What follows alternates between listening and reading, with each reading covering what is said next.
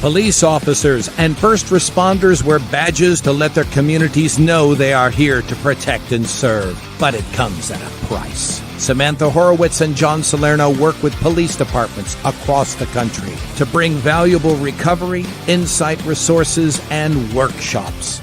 A Badge of Honor TV brings those professionals to you so we can come together and revitalize communities through a better understanding of what's at stake and what's required for repair. So take a load off and turn up your TV. It's about to get real. Hey, welcome to A Badge of Honor TV with John and Sam, and it's Mental Health Monday, man. Welcome back to all our dedicated viewers and people across the nation. This is an important show, an important broadcast to make you get mentally healthy, to help you get mentally healthy, bring you the resources. We are powered by the OBBM network. You can catch us on Roku TV. And I want to say hello to my partner, Sam. What's going on, Sam? Hey, I feel like I'm about to get it should be Soapbox Sam moment.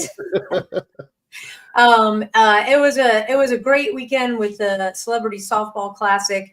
You know, and all the exciting things that happened there. Lots of money raised, and you know, unfortunately, overshadowed by the pure idiotic chaos that is occurring in Portland and Chicago.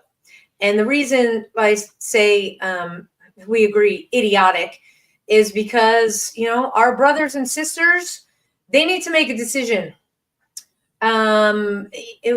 Whichever you want to start with, why don't we go Portland, because they started the shenanigans first. To our brothers and sisters in blue, yeah, we're talking to you. It is disheartening, disappointing, and disgusting to see the behavior that you all chose to engage in, not only arresting members of press, but arresting members of the public that were there to support ICE in doing exactly what they're supposed to do. You all swore an oath. If you don't like it, get out. Because those of us that have been doing the job and did the job for a long time, you don't get to pick and choose. You do the job. And you mind if I jump in real quick, Sam, on that? I just want to sure, because we got to go to Chicago, or maybe I just want to rebut that. I just want to rebut that because, you know, this is coming down from, you know, it's they're following orders. And I'm not discrediting what you said, but they're following orders. This is coming down from our politicians. When you want to call someone disgusting and despicable, it's every politician out there who doesn't want to keep the law-abiding citizens safe. Our officers are trying to do a job. They're trying to do what's right, but they're being ordered. They're being ordered to arrest the people that are trying to either cover the event or the innocent civilians. And they're letting the criminals walk the streets and cause anarchy. And that's the bad part about it. It's our politicians that are really causing this havoc. Well, they're letting our city burn, politician or not. If it's 50 on a line against one politician, it's 50 against one. It's time. Sorry, John. I grew up with you don't follow an unlawful order. Those are unlawful orders to do what you did. And it's who they're choosing to arrest. So We'll see what happens tomorrow when, you know, we've got some things changing there. Chicago, there's absolutely no excuse. There's no stand down order when a fellow member of law enforcement is in trouble. They need to know that you've got their back. That's why we go into this job where we've got our brothers and sisters' backs, no matter what. So if you're given an unlawful order, you disobey the unlawful order. Okay? It's in a rule book. It's in a manual that says you are not obligated to follow an unlawful order. Because I guarantee you, if that federal agent was killed, murdered, there'd be a whole lot of people right now having to explain themselves. And we, Agreed. Meaning you and I, and a lot of people that watch the show, and a lot of people that are involved in the production of this, would expect to see indictments and handcuffs. You know, 343 first responders who were going to the towers that they defied a direct order to evacuate because there were still people, there were civilians there that they were going to help. And they knew what the consequences would be, and they were not going to retreat. As a person, an officer in blue, man, I agree with you, Sam. You know what? No matter if you feel in your heart that that's not the right decision, if your commanding officer is giving you a bad decision, but you want to go save a brother officer, you do it. You take the consequences later. And put yourself Put yourself in their shoes. If roles are reversed, I'm pretty sure everybody would say, yeah, I'd want somebody to help. Without a doubt. So and I feel bad for those ICE agents who were expecting help and expecting people to come to their aid, and they get crickets. Man, I can't imagine what they were going through. It's a horrible thing. It's absolutely horrible. And decisions are going to have to be made. John, NYPD did a sick out. There are enough good ones. There are enough good ones of you out there. Make a decision. If it's not going well, do a sick out. Do something. Stand your ground. Okay? We have to tell these politicians, they don't run you. They don't run this. They don't run your morals and values. You do the right thing. You stand on that line and you back up your brothers and sisters, period. Sam's soapbox moment open. When things go bad. And if you don't want to do that, you can do what most NYPD officers do once they get sick of the job, is they take the fire test and they move over to the family of red. And then they live tranquil lives and they enjoy the good food. They work a little harder fighting the fires, but most of them, you never see an FDNY guy flip over to the NYPD. You see all these NYPD guys flipping over to fire. Well, I'll take your word for that.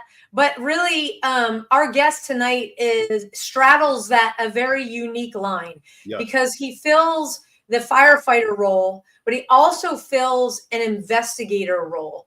And Erik's been doing this job for 22 years. He's seen a lot. He's done a lot. And without further ado, let's bring on Erik Mickelsen. He is a fire marshal from New Jersey. Erik, welcome to A Badge of Honor TV. Hey, Sam. Hey, John. Thanks for having me on. Erik.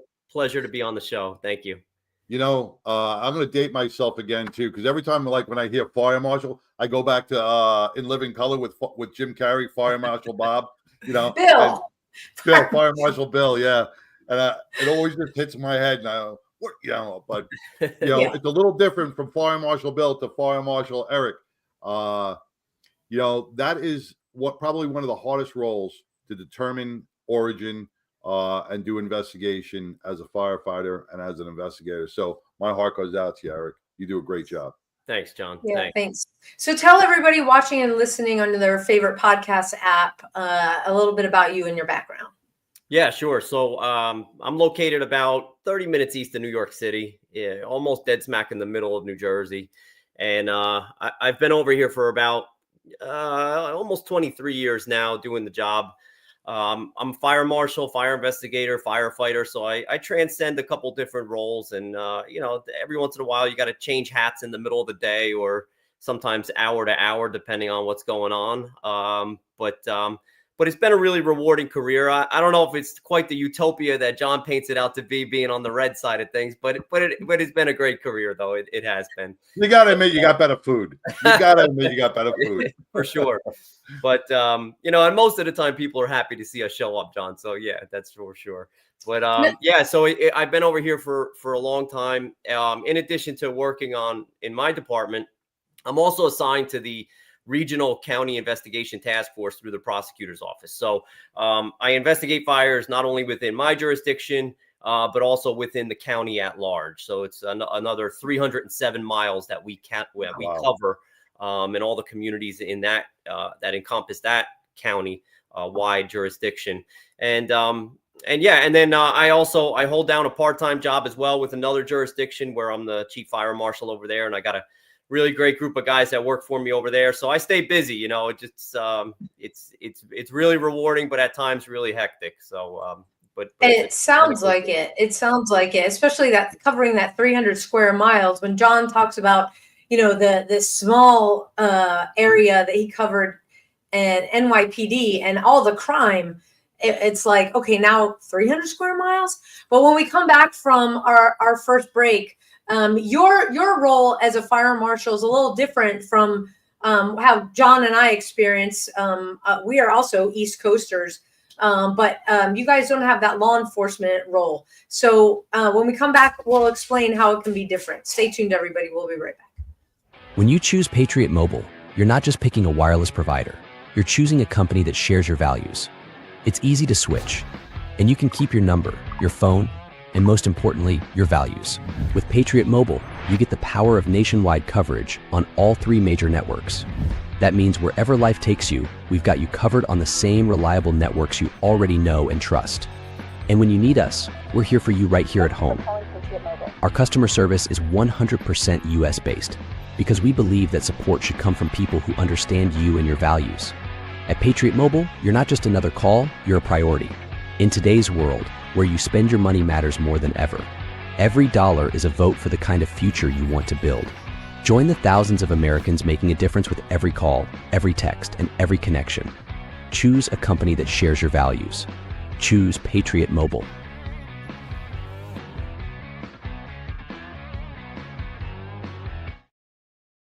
All right, switch to Patriot Mobile now and get a free month of service with offer code BADGE.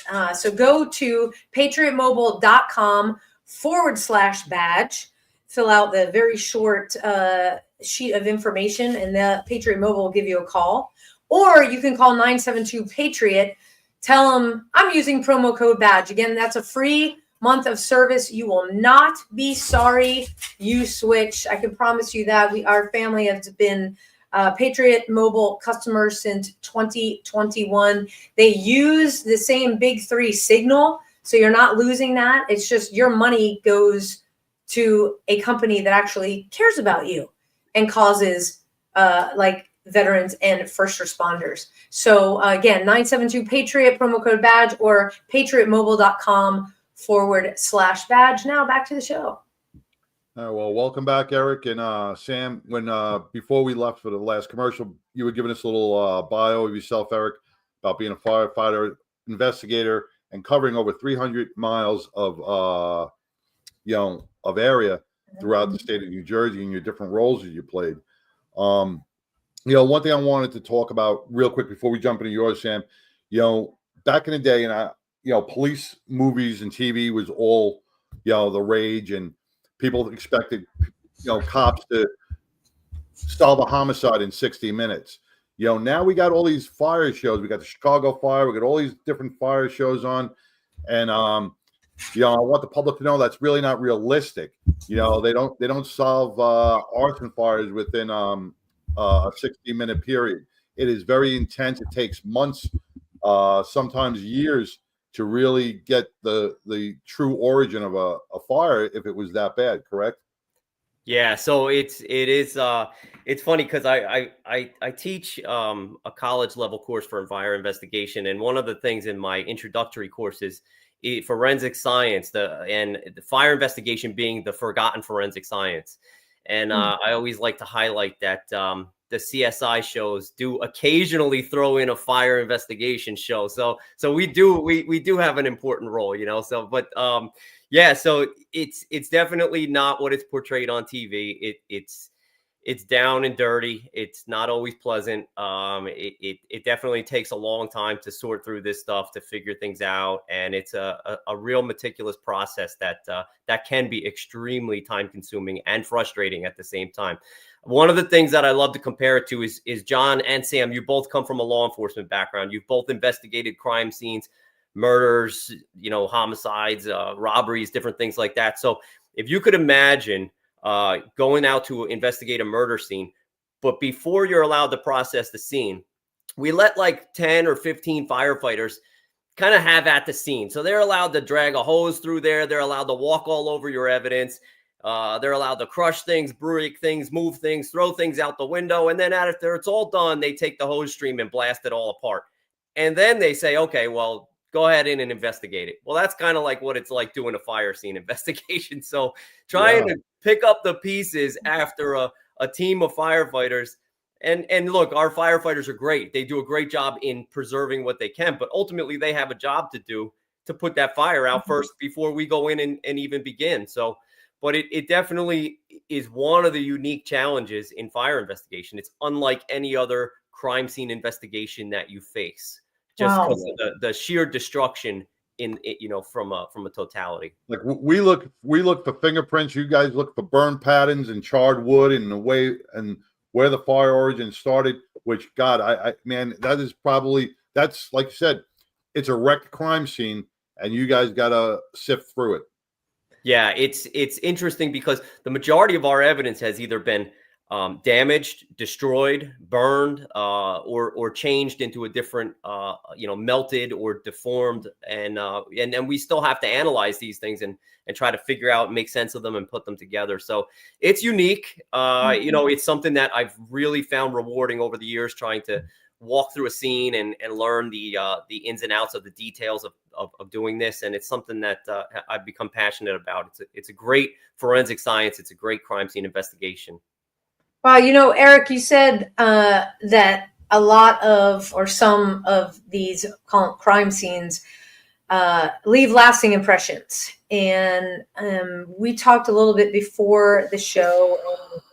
If you look Erik up on social media, you'll see some of the stories that he tells. But you had two that were about a year apart.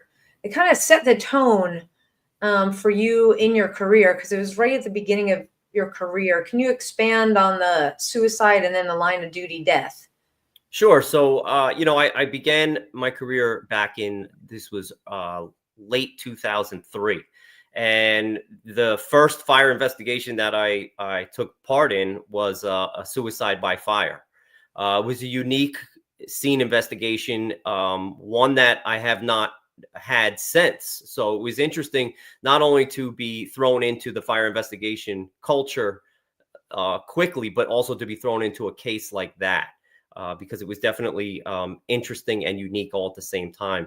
So that gave me an interesting perspective on my career and where this was going to go, dealing not only with the fatality, but the circumstances of the suicide aspect of that case as well.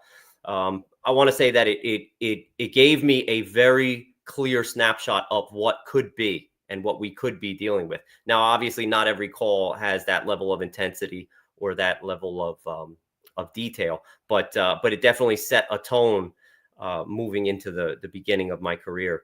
And then, unfortunately, the first year that I was on the job, we were really busy. We had quite a few things going on. We had a spree arsonist that was creating a little bit of havoc. And then, unfortunately, about a year into the job, we experienced a line of duty death where we had a team of firefighters from one of our volunteer fire departments, really progressive department, great group of guys. These are guys that they're like, always training. They're the elite firefighters. They do a great job. They're always on point, but it just, sometimes things happen. Sometimes things go wrong, as you guys know better than anybody in law enforcement, right? So, these guys showed up at a house. Lady was trapped in the house. They went in to effect the rescue, found her, were able to start removing her out. And unfortunately, the floor collapsed and they all fell into the floor, into the inferno in the basement. Luckily, 4 of them were able to be pulled out and made it. But unfortunately, one of our brothers that day did not make it out. So that was difficult back then. Let's see, that was 20 years ago. The aspect of mental health and the calls was not the same as it is now. So we were there as fire suppression. We were there as part of the rescue effort, and then we changed hats to go into the investigation right after the incident. So it was tough. That was a difficult day, and I know we approach things a lot differently nowadays with regards to making sure that our people are mentally okay and doing well on these scenes. But it was difficult. That was a tough one to really swallow so early on in my career. And it was one of those moments where you look at it and you're like, well, maybe I'm making the wrong choice being in this career. And then after the stress of the situation goes away, you look back on it and you say, yeah, this is where I need to be. This is where I want to be. We want to talk about the stress of that when we come back from our next break, and how you personally dealt with it and compartmentalized. We'll be right back, everybody. Stay tuned. Look, when you need to respond to an aggressive situation to protect yourself, your family, or your property, understanding your firearm and legal position are critical. Officers know your skills are only as good as your commitment to training. So know what you're doing. So when you're in a vulnerable situation, we can count on your response.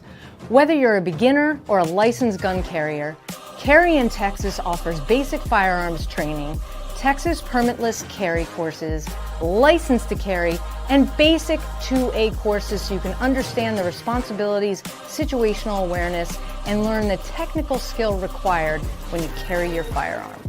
Go to carryintexas.com to find the right course for you.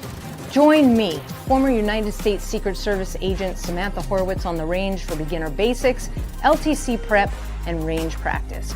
Go to carryintexas.com today. That's carryintexas.com. Hey, welcome back to A Badge of Honor TV with John and Sam, and Fire Marshal Erik, firefighter Erik Mickelsen, in the state of New Jersey over on the East Coast. Before we took our break, Erik was telling us about two past calls 20 plus years ago. And this brings up the mental health aspect, because when he was explaining the call, Erik, you were almost able to explain that call in detail. Like, you can visualize that call. You can remember the scene. You can remember what happened. And I'm sure it probably even gets more vivid the more you think about it. And that's why we talk about the mental health aspect of this, is that, first responders never forget those calls. That is something that they go to sleep with every night, and that's what they take to the next call. There's never decompression. There's never, you can't just file that call away and forget about it. You just need to constantly be proactive and keep going out, and hopefully it never happens again. So that's why we're here today, to really emphasize on the mental stress that's put on our firefighters and our first responders and our law enforcement each and every day. Sure. So yeah. You never forget the details of calls, good or bad. I don't know. You two are both retired now, and I'm sure you can think back. You can picture yourself at certain scenes. You can almost smell the scene again. You can visualize it, and you remember every detail of that scene. And I remember more details of scenes than I have forgotten scenes, for sure. Yeah. And sometimes that's the 3 o'clock in the morning wake up call where you're looking back on, maybe it's not a stressful scene, but maybe it's just a scene that kind of left you guessing. And it's that, I don't know why it's always 2 or 3 in the morning, but that seems to be the time when these things come into our minds and we're thinking. That's about when your brain starts going into the REM sleep and starts filing stuff away. So at that point, either you're going to wake up or your brain's going to file it into that certain file cabinet, and you're going to be okay, or it's going to wake you up and you're going to relive that experience again.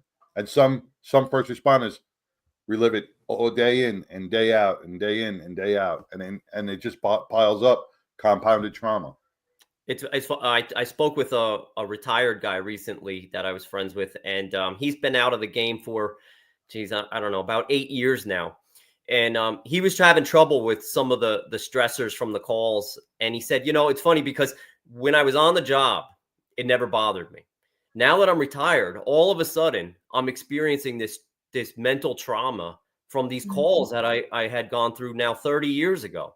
And it is interesting how you're almost moving at such a fast pace when you're in the job and you're working that you don't allow yourself the time to think about it and process it. But as soon as you stop and retire, I would imagine that it's like a flood that comes on. Yep. Yeah. Yeah, it can be. So what did you do? Because you said things were different in the fire service now in terms of mental health, but those came boom, boom, back to back, pretty traumatic for I think it's helpful for everybody watching and listening to just hear firsthand how did you compartmentalize and deal with that?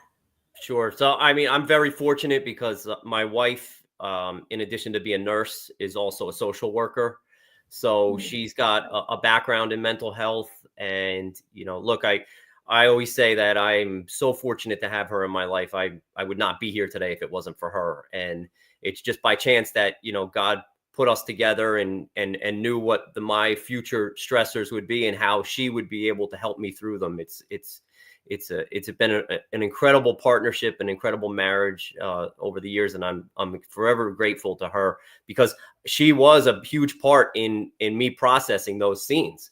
I would come home at night and she knew how to talk to me or how to sit down and process through these things. So I was really fortunate. There's a lot of guys out there that are not so fortunate, a lot of women out there that are not so fortunate, that don't have a spouse that understands it. And I think in our industry, fire, police, EMS, our spouse, even EMS, even dispatch, let's even say dispatch and military, right? So there's a lot of spouses out there that just become frustrated because they've never lived that other side of things. They've never walked in those shoes, so they don't understand it, and it unfortunately sometimes doesn't turn out well. But for me, having my wife and her background, it was amazing. Well, you said a key word. She knew how to talk to you. She knew how to get onto your level. Even if wives out there or spouses out there that aren't nurses or do not have that background, that's what me and Sam do. We do workshops for the families. We tell you how to approach these situations when someone's having a trigger moment or someone's starting to have a stressful issue. There's certain key words you don't use. There's certain ways to approach it, and there's certain ways to understand it to bring that person down. And thank God for your wife, Erik, to do that. Yeah, the education of the spouses that you guys do is so important. It's such a great initiative. Well, thank you. And I think you said it best, is you had somebody right there to talk to, but the key is you talk to someone. Yeah. And so even if it's not, if the spouse doesn't understand or a friend doesn't understand, we've got peer support now in a lot of the firehouses, but find a culturally competent practitioner, somebody that speaks your language. Right. Absolutely. And look, even with my wife and her background, it's still been difficult over the years. There's been things that I think I've been reluctant to open up on or talk about. And it's easier to swallow it down and push through to the next day. And that's my fault, because that's just become a coping mechanism where I should have taken the time to talk with her. I should have, grabbed that cup of coffee with her instead, but it's easier just to swallow it down and move on, so. Well, I'm going to flip the script for a second, because she's a nurse and a social worker, two highly, highly stressful aspects of life. Do you know how to talk to her? I'll tell you, John, I try, that's a tough one, because man, our industry, you develop a little bit of a hard shell, right? And so that goes both ways. So, and she definitely deals with a lot of mental trauma on her end of things. Yeah. She works in the NICU at the moment, and that's difficult when things are good, that they're good, but when things go bad, they really go bad quickly. And look, I do try to be there for her, John, but unfortunately, I don't always hit the mark. I didn't mean to open up that can of worms. Oh, you're right. I mean, I could just imagine the conversation later tonight. Yeah. You can thank him for that. Yeah. So let's get off that for a second. Let's go back into the fire investigation. You guys in Jersey, in New York, most of our fire marshals and investigators have police powers. When an arsonist lights a building on fire, there's certain trends and patterns. They like to sit around and watch it and the whole bit. There's that thing, almost like a serial killer. They're an arsonist. They get off on that. That's how they get off on that. Yeah. And then they also go back to the scene to see the damage that they did. And at that point, there's sometimes fire marshals there and fire investigators there that are conducting an investigation.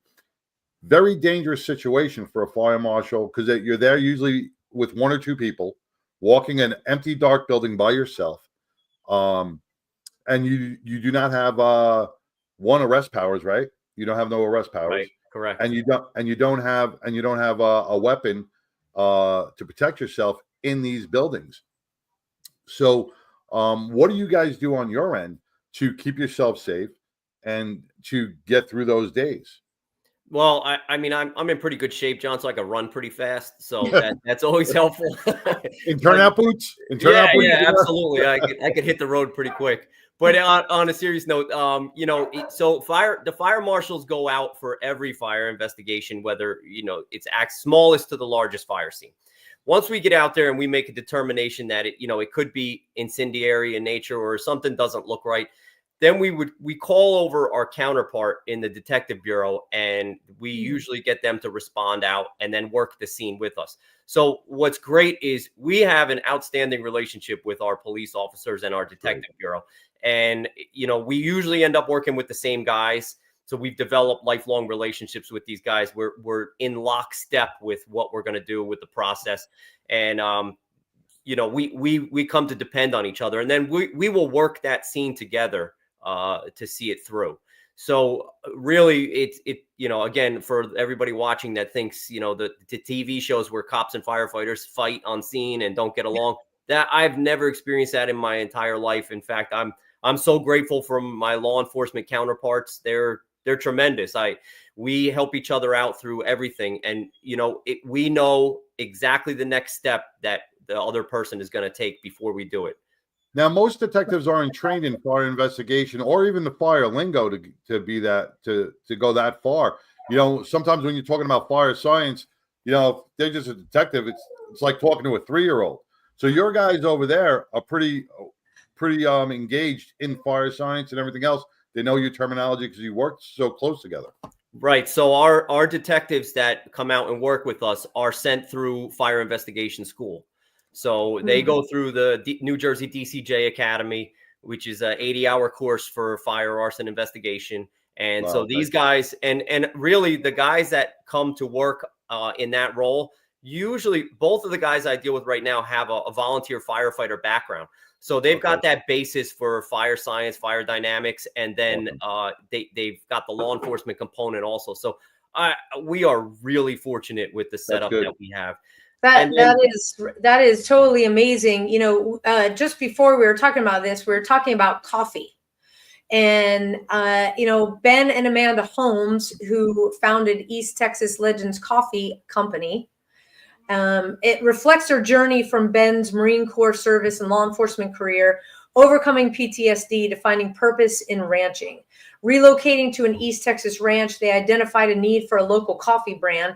Now they're opening their first coffee shop in Lindale, Texas. It's rooted in faith, family, and community. Their mission: inspire purposeful conversations over coffee. So drink coffee, be legendary. Go to East Texas Legends Coffee Company by visiting their website, etxcoffee.com. Put it up here on the screen. That's etxlegendscoffee.com. Use promo code BADGE for 15% off coffee and merchandise. Again, and their merch is freaking awesome. You can connect, inspire, and Ben and Amanda always give back. Again, etxlegendscoffee.com. Use promo code BADGE for 15% off, and they will ship to you. So, you want to place your order with a quickness. Yes. Cheers, John, as we do on, see, this is some of the swag. It's nice. Yeah. So yeah, there you go. Erik and your wife. You're going to have some legendary conversations over some Texas Legends coffee. So they'll ship to you. So go ahead and grab that again. Promo code BADGE. Go to the website, 15% off. John,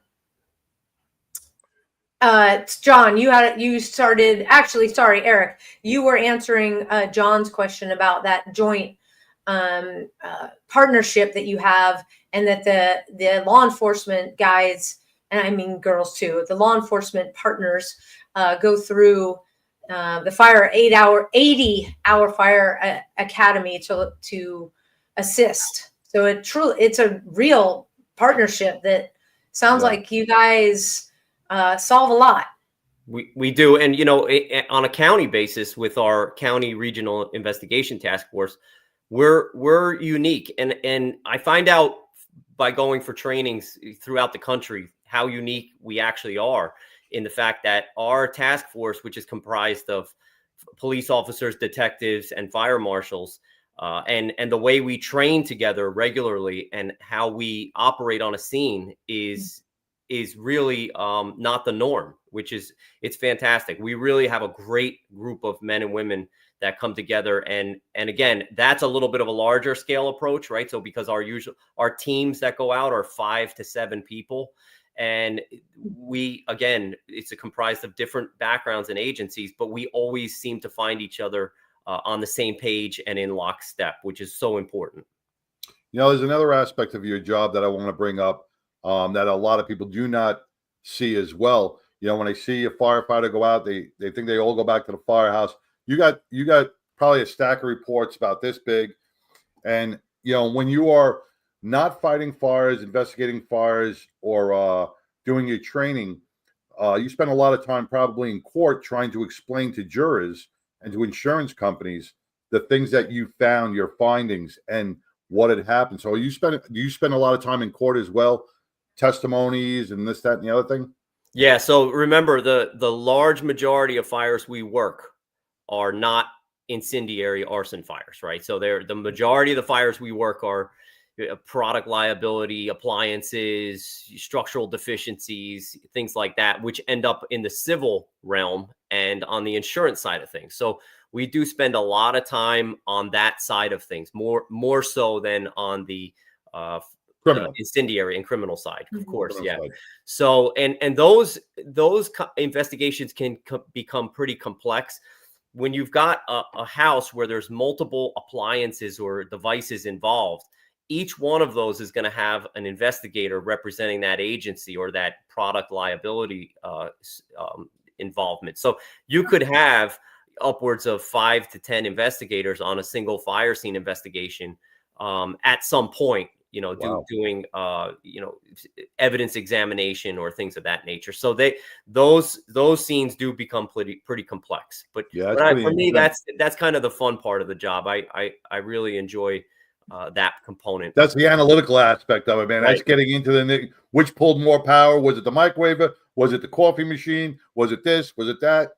Yeah. Right. Yeah. A little bit of subrogation. Everybody wants to push it off on the other guy's product a little bit. Yeah, exactly. And you also the ion, the batteries. I'm sorry. Yeah, and we're going to touch on the lithium ion, but real quick, you also do the sketches for some of the scenes, and you can see some of Erik's sketches on his LinkedIn. Yeah, so it's a unique crossroad where my personal hobbies and my profession kind of came together. So I started doing it. I've always been into artwork and drawing, and it was something that you know, sketches are part of the investigative process with fire scenes.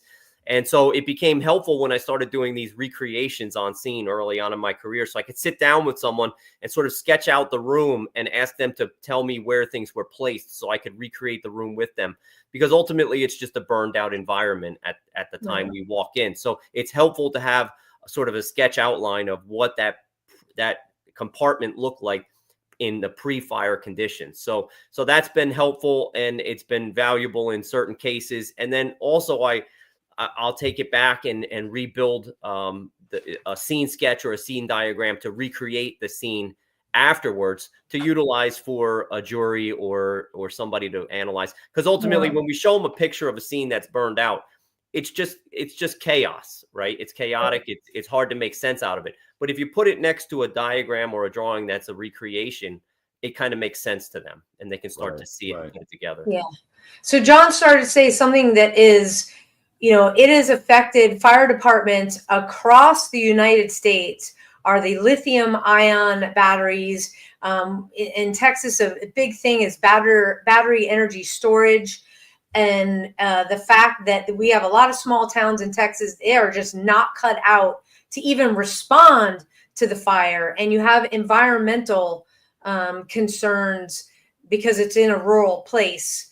whether it goes in, leaches into the soil, or God forbid gets down to the aquifer level. Let's talk about that, because we got, like them or hate them, we got a lot of electric cars on the road, That's and a we got whole more and nother more. aspect of firefighting. You know, that's not like room and contents. You know, that means, you know, every fire, when you go to a battery operator or a energy station, it's a whole different world of firefighting. And I know you guys got to train differently for that, correct? Yeah. So this is not only a concerning component for firefighters and fire investigators. This is a concerning thing for police officers as well, right? Because let's take the example of that accident scene up on the highway, and now let's involve an electric vehicle in that same accident scene. Once that vehicle and the battery packs decide to go into thermal runaway due to the trauma to the pack, it's going to progress very quickly. And now if that police officer tries to effect the rescue of somebody trapped in the vehicle, they can very easily become overcome or injured by the destruction and the thermal runaway of those battery packs involved with those vehicles. So I don't think we've seen too much of that out there right now, but that's something that we need to keep an eye on, and all of our first responders really need to be educated on. When you And say thermal thermal runaway, you're talking about the Yeah. heat? Oh, So sorry. thermal runaway of a battery pack is when the battery experiences some sort of trauma or overcharging or overheating or some sort of event to make it go into thermal runaway, where it now starts to burn and enter the combustion phase and spreads to the other battery packs. And what we're seeing is those battery packs now can become projectiles, right? We've seen it time and time again, where they fire off and they're shooting these hot projections quite a distance, and it's a pretty violent fire and a violent combustion process. So it's new. It's not, like you said, it's not going anywhere, right? Hopefully they're going to change and correct some of the technology and make it safer. But in the meantime, we've really got to be careful. The other thing is, take that law enforcement officer. They don't have the air mask or the SCBA, right? So they're breathing in those chemicals. We're kind of wondering long term, what's that hydrogen fluoride that's being released and those other really bad chemicals that are coming? What's that going to do to us long term? We've seen some pretty significant injuries from people breathing that in, but our law enforcement officers are in serious jeopardy by showing up on a scene and trying to do the right thing by effecting a rescue and ultimately exposing themselves. Wow. Now, I thought I just saw in the news, not maybe yesterday, one of those electric cars, somebody opened up the door, the battery kicked off, and the owner got badly burned. It was just a brief thing I saw in the news today, but they were just parking their car. Something happened. They opened up the door, and one of the batteries, I guess, kicked off and caused a fire in the car. Could they spontaneously go as well? Well, it's not spontaneous. There's a mechanism for why they will go, but it could vary for what the circumstances are. But they do go quickly. That's the thing.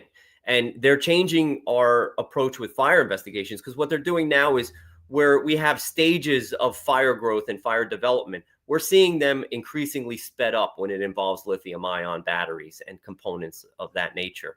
So it's changing the game a little bit for us, but it's also changing the response game as well. The amount of we discussed the amount of water and the environmental impact of these vehicles. Right. So, we've had one incident where we decided to let the vehicle burn rather than try to fight the fire, because it takes about 30,000 gallons to extinguish these fires. And then when we think we have it extinguished, there's always a chance for reignition. So we have taken both approaches on them and letting them burn. We had a Tesla that burned, and we let it. It was the result of an accident. We let it burn, and it was consumed in about a little over an hour. And it was the safe way to approach it, to be honest with you. And rather than use water to extinguish the fire and then wash those chemicals into nearby drainage areas and things of that nature. So there are departments that are experimenting with both approaches on this. So with these electric vehicles, or even with the BESS, depending on where they're located, this is like a full-on stop. All traffic stops because of the projectile situation that you talked about, because you can't be on a scene and have the car burning and have cars, continuing to go by. That's like a full stop. And then if you've got a car on a freeway and you have a lot of the neighborhoods have, the barrier, the buffer for noise, does the smoke and the stuff that burns up, is there an issue with it? In Dallas, there's a lot of wind, with it blowing in there, or by the time it gets combusted, is it not a threat? Or no, so it's hazardous all along throughout the process. I mean, so that car up on the highway, we might have to give ourselves a little bit more clearance to work on that, right? So instead of going down to 2 lanes, we might go down to 1 lane, have the troopers move things a little bit further out just as a precaution. But as far as the smoke goes, we definitely want to try to avoid coming into contact with that or breathing it in. It's something that, we can only control so much, right? Because as you mentioned, once the wind grabs it, it's going to take it where it's going to go. But once we get it under control, the bigger problem is, and for fire investigators, is that once the fire looks like it's out and we go into a scene, all those components are still off gassing, right? So even though they're not experiencing flaming combustion, they are still off gassing. So those hazardous chemicals are still coming out. We're still subjected to breathing those in or getting them on our skin. So it's something that now we've had to step up our safety on the side of safety and protect ourselves a little bit better. Those routine fires where you would go home and take your uniforms and throw them in the laundry at home, that's not good anymore. That's something where we need to look at and say, maybe this uniform needs to come off at the station and go out to get professionally cleaned, so I don't drag this stuff home to the washing machine that my wife and kids use. Right. Okay. Yeah. Wow. Yeah. It sounds all together just bad, dangerous news. With lithium ion stuff. It's not all doom and gloom. I know there's a lot of good researchers out there trying to make the best of this, trying to come up with things to improve the technology. And, eventually we'll get there, but it's new. It's something that's new. It's something on the forefront we're dealing with, and we're coping with it the best we can. Has anybody developed a fire suppression, maybe Like in a lieu of blanket? water? I mean, like the foam probably wouldn't work, but different fire suppression techniques or something within the car that maybe a fail safe that can maybe diminish the flames. Is there anything like that? Maybe in the process. I'm thinking like a blanket, like throw a heavy blanket over it or something. So they tried the blankets for a little while. They did. Yeah, they did. Yep. They were out there, and some departments did utilize them, and there were some issues with those as well. But there's nothing that has solved the problem at the moment. There's a lot of research going on out there. There's a lot of great ideas. There's a lot of great people looking at this, but nothing that has come out. Wow, that was very unnerving. So for all you electric vehicle operators, could you just slow down a little bit? Because us that have gas, we don't want to be around you if something goes bad. Just saying. Here's Erik, the bigger thing, in your homes, right? Instead of buying the replacement charger that's $3 on Amazon, buy the one that's made for the product you're using. Exactly. We're seeing a tremendous amount of fires in aftermarket components that people are using. Wow. Buy the right thing, spend the extra couple dollars, because there's safety mechanisms built into that product, right? That product's been tested by our laboratories, our ULs, and things of that nature. I would say if you're not going to operate your computer, which everybody depends on, or your mobile phone, you're not going to buy an aftermarket for that. So don't buy an aftermarket for your appliances and other stuff. That's right. Treat them the same. Erik, this has been so eye-opening. I mean, we could just do like a total safety class, and I might tap you to talk to some folks here in Texas if you're open to that, because we're dealing with a lot of the lithium ion battery energy storage issues. But where can people, because you have a lot out on social media, where can people connect with you? Sure. So I'm most active on LinkedIn. I try to post pretty regularly. Just about every 2 weeks, I put something up. that's relevant to the fire investigation community or fire suppression community. So people could definitely search me up on there. And if they have specific questions or topics they want to discuss, I'm always accessible. They can reach out to me at any time, and I'll be more than happy to communicate with them. Outstanding. And Erik's name is Erik, and his last name Mickelsen. For those of you listening on your favorite podcast app, you also get it in the show notes when it's posted. So you can connect with Erik on LinkedIn. Erik, thank you so much for coming on, for telling us all about your experience, for sharing those tough calls. And before you leave, what's your plan for retirement? I know you got 3 more years.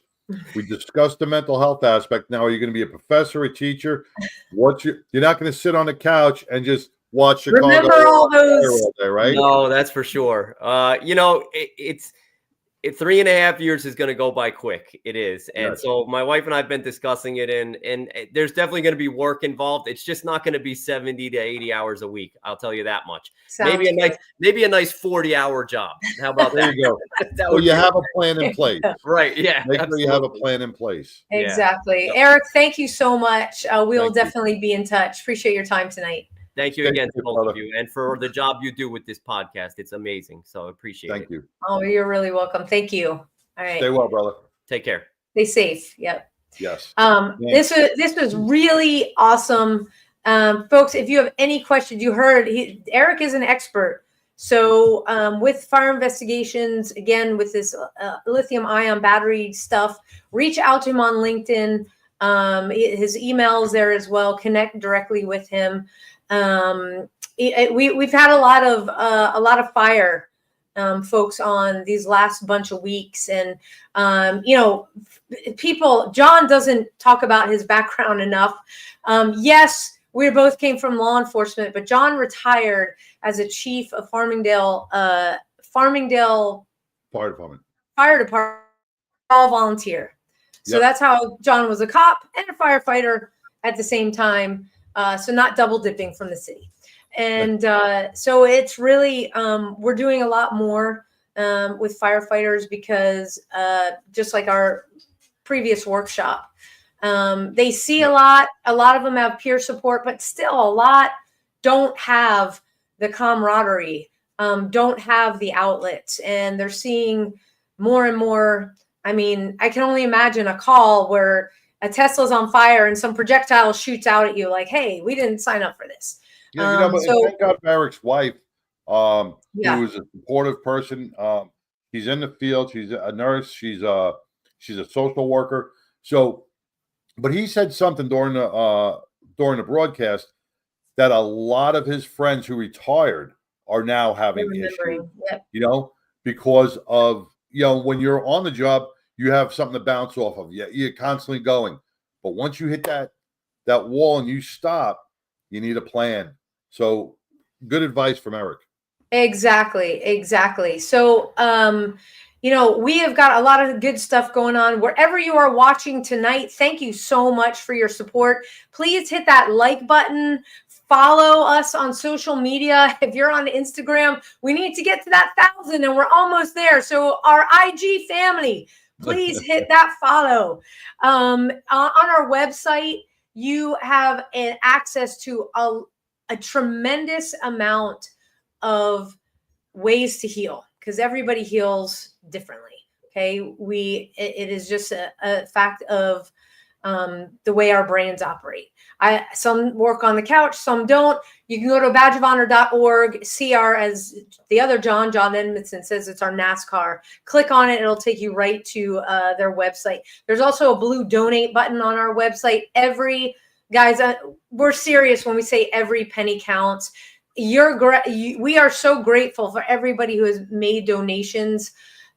You are changing lives because we get to do what we do at no cost for the first responders. And it's been very impactful for them as well as their family. So keep hitting that blue donate button at badgeofhonor.org. Click on the events tab to find out where we'll be. We just had a private workshop. We have another workshop coming up in December, which will be open. So if you are within a 2 hours drive to Garland, Texas, you are going to want to get in on this workshop if you're an active first responder. We'll be putting the links up and everything in the coming weeks. So stay in contact there.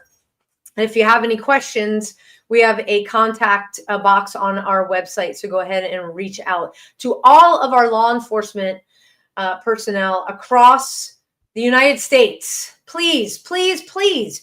You have prayer warriors that pray for your safety and well-being every single day so that you come home. But enough with the foolishness. Okay? Enough with the foolishness. Get your shiznits in order. And remember your morals and values that you were raised with. You have an obligation to disobey unlawful orders. Don't care who they come from. It's in everybody's manual. We did the job, so we know, okay? So get it together. To our veterans out there, thank you for fighting the good fight that allows John and I to do a show like this every single week. To our active duty personnel, we're kind of on the precipice of a couple of things going on in the world, John. So fingers crossed. We are praying for you. Thank you for what you do, keeping our shores safe and protecting us here at home. John, take us home. Man, Sammy couldn't have said it better. But if you're out and about, make sure you thank our first responders, shake their hand, tell them you appreciate what they do. And once again, always show your support for our brothers and sisters who fight the good fight. Oh, and even better, get your butts out tomorrow night. It's National Night Out. You probably won't be able to do it in Portland or Chicago. You'll have to wait till they get home to say thank you. But get your butts out, National Night Out. Say thank you to our first responders who are putting their rear ends on the line for us every single day. Thank you, everybody. Until next week.